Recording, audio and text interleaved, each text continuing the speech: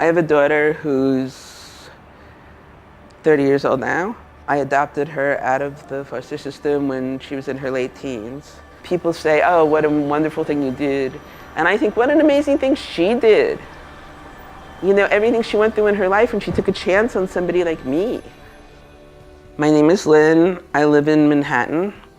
I've lived in different parts of New York City since 1979. I had my vision loss when I was 13 years old. And so for me, New York City was freedom because there was public transportation. I loved the subway. I lived on the subway. New York City meant being able to just 24/7, you can just get up and go wherever you want. I have ADHD also.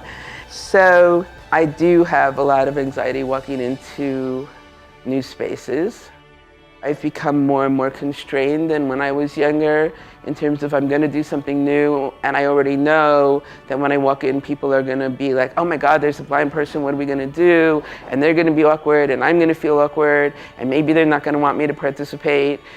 I think about that ahead of time, and I sometimes don't do things that I might have done when I was younger, and that bothers me a lot. That's my big challenge. That's the prejudice with disability. People don't see you as an individual. They see their idea of what disability is, and they think disability means can't. I was suddenly with this group of people who didn't know New York City, and I didn't have a plan, and I didn't know that I'd have anything to offer, but I was the one who showed them where to go, and I actually felt like the tour guide. So that was good.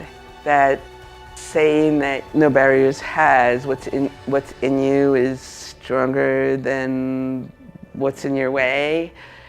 I don't always feel that, and it's not, can I climb a mountain? I know I could climb a mountain if I want to climb a mountain.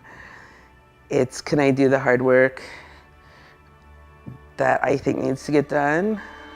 I think it's hard not to know what's ahead, and it's harder feeling like I'm older.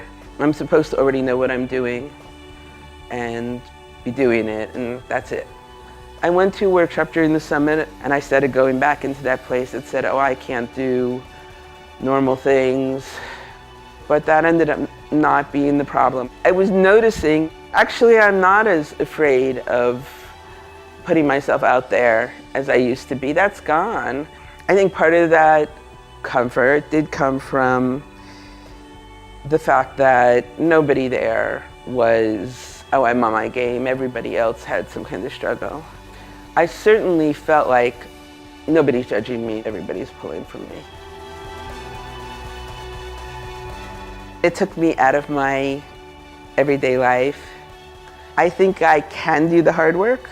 I have to not let that barrier be stronger than what's in me.